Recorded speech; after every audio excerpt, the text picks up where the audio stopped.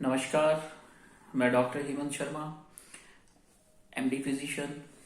आज आपको स्कॉलियोसिस के बारे में बताने जा रहा हूँ और आज हम थोड़ी बहुत बात करेंगे कीफोसिस एंड लॉर्डोसिस के बारे में भी।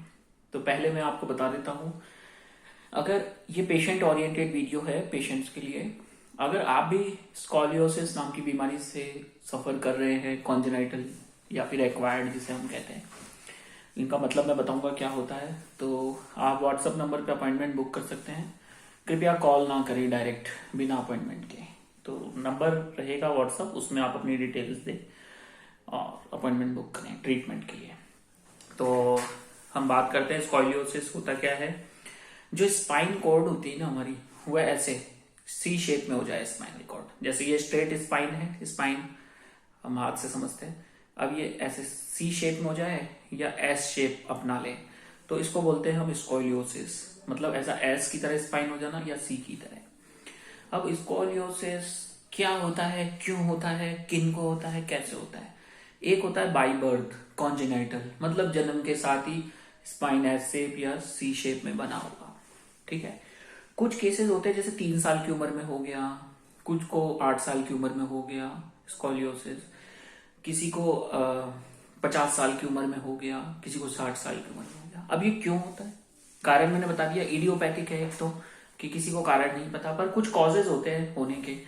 फॉर एग्जाम्पल किसी को मार्फन सिंड्रोम नाम की सिंड्रोम है तो उसको होता है, किसी को न्यूरोफाइब्रोमेटोसिस है, या किसी को डिस्क हर्निएशन हो गया, या कोई एक्सीडेंट हो गया, या फिर पेशेंट गलत पोस्चर में बैठता है जैसे ऐसे, वो पोस्चर पे भी डिपेंड करता है तो उससे हो गया, या कोई स्पाइन का बीमारी हो गया, इन्फेक्शन हो गया तो, या फिर कोई इन्फ्लामेटरी डिजीज है। तो इन सब चीजों में स्कॉलियोसिस हो सकता है। किसी को लॉर्डोसिस भी हो सकता है, कीफोसिस भी हो सकता है। अब लॉर्डोसिस क्या होता है, स्पाइन का अंदर तक जाना। जैसे ये स्पाइन है तो ये ऐसे हो जाएगी अंदर की साइड में झुकी हुई, ये है लॉर्डोसिस। एक कीफोसिस होता है जैसे उखड़ा हुआ, स्पाइन यूं था स्ट्रेट, अब ये थोड़ा बाहर की तरफ निकल गया है, स्पाइन से बाहर की तरफ आ रहा है, तो ये हो गया लॉर्डोसिस। अब बताते हैं इसका ट्रीटमेंट क्या करें, पर ट्रीटमेंट से पहले बात करते हैं क्या सिम्टम्स होते हैं, तकलीफ क्या होती है। इसमें जो सिम्टम्स होते हैं ना, पेशेंट को पेन होता है, दर्द, सीवियर पेन। तो अगर आप गूगल वगैरह सर्च करेंगे तो उस पर बताया जाएगा कि इसका एक ट्रीटमेंट है पेन किलर, एसिटामिनोफेन दो, आइबुप्रोफेन दो, पेन किलर्स, और कोई ट्रीटमेंट अवेलेबल नहीं है ऐसा कहते हैं, पर ऐसा नहीं है। हर डॉक्टर का ट्रीटमेंट करने का तरीका अलग होता है।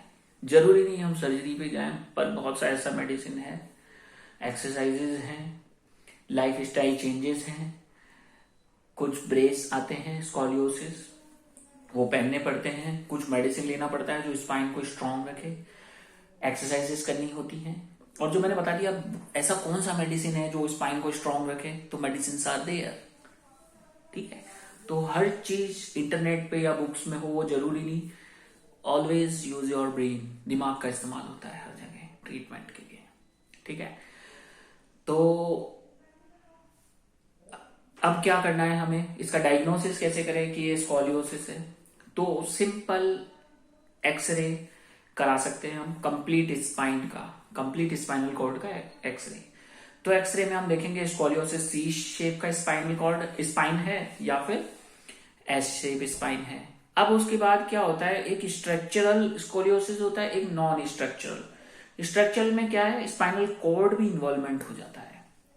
तो अगर स्पाइनल कॉर्ड के बारे में देखना है तो go with MRI, MRI of spine is the best. ठीक है। और अगर सिर्फ बोन्स को ही देखना है, स्ट्रक्चर को ही देखना है, तो एक्सरे इज बेस्ट। ठीक है। अब इससे कई प्रॉब्लम्स आ सकते हैं, जैसे मैंने बताया पेन का, कई बार मसल वीक हो जाता है, एट्रोफाइज्ड हो जाता है, तो हम क्या करेंगे, मसल रिलैक्सेंट देंगे, मसल एट्रोफी को ठीक करेंगे और सपोर्ट प्रोवाइड करेंगे। Patient should be confident. और इसमें लंग मसल्स भी वीक होने लगता है, सांस लेने में तकलीफ आने लगती है, सांस फूलने लगता है, दिल का मसल्स भी कमजोर होने लगता है, हार्ट मसल्स वगैरह, तो उन सबको स्ट्रांग बनाया जाता है। पेशेंट डल रहने लगता है, कॉन्फिडेंस लूज कर देता है, तो वो सारी चीजें हैं। अगर एक्वायर्ड केस है तो उसको ट्रीट करना बहुत इजी होता है, वेरी इजी, एक्वायर्ड केसेस को ट्रीट करना। पर अगर कॉन्जेनाइटल केस है तो उसमें क्या है, हम पेशेंट को लाइफ स्टाइल बताएंगे, और स्कोलियोसिस में दो टास्क होते हैं, जितना डैमेज हो गया है, जितना स्पाइन को घूमना था एस शेप शी शेप में हो गया है, और ज्यादा डिजनरेट नहीं हो, तो उसके लिए भी ट्रीटमेंट है। और अगर आप चाहते हैं कि वो स्ट्रेट हो जाए तो वो भी पॉसिबल है, वो भी पॉसिबल है। ठीक है, तो ये सारी चीजें हैं।